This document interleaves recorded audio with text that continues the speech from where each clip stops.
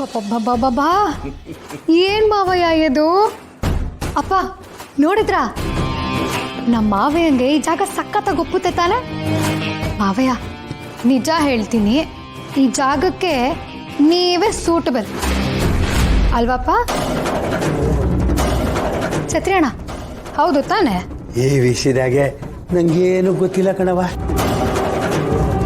ಮಾವಯ್ಯ ನಿಮ್ಗೆ ಒಳ್ಳೆ ಮನ್ಸಿದೆ, ನೀವು ಜೀವನನ ನೋಡಿದ್ದೀರಾ, ಸುಖ ದುಃಖ ಎಲ್ಲನೂ ಅನುಭವಿಸಿದ್ದೀರಾ. ಕರೆಕ್ಟು. ಯಾಕೆ ನೀವು ಊರಿನ ಯಜಮಾನ್ರಾಗಬಾರ್ದು?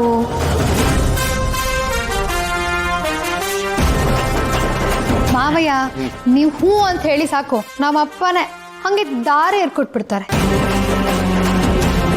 ಕೂತು ಒಲೆ ಕೆಡಿಸ್ತು, ಮಾತು ಮನೆ ಕೆಡಿಸ್ತು ಅಂತಾರೆ.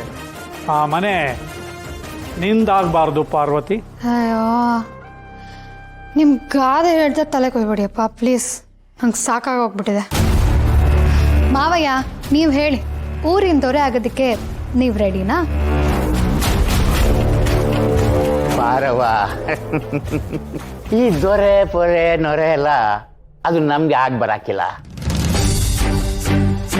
ಇವಾಗ ನನ್ನ ಹೆಂಡ್ರು ಬಂದವಳೆ, ಅವ್ರ ಜೊತೆ ನೆಮ್ಮದಿಯಾಗಿ ನನ್ನ ಜೀವನ ಕಳಿಬೇಕು ಅಂತ ಇದೆ. ಈ ಹಣ ಅಂತಸ್ತು ಅಧಿಕಾರ ಇದರಲ್ಲಿ ಏನೂ ಇಲ್ಲ ಅಂತ ಗೊತ್ತಾಗೈತೆ ಕಣವ. ಹೆಂಡತಿನ ಪ್ರೀತಿಯಿಂದ ಸಂದಾಗಿ ನೋಡ್ಕೊಳ್ಳೋದೇ ಇರೋ ಬಾಳು ಬಾಳೆನವ.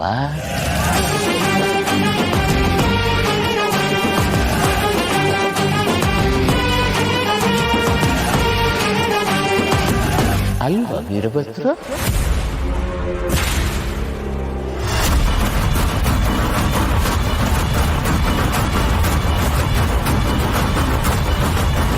ನನ್ನಣ್ಣ ಮಾತಿಗಿದ್ನ ಹೇಳಿ ಹೋದ್ರು, ಈ ಮಾತಲ್ಲಿ 100% ಸತ್ಯ ಇದೆ.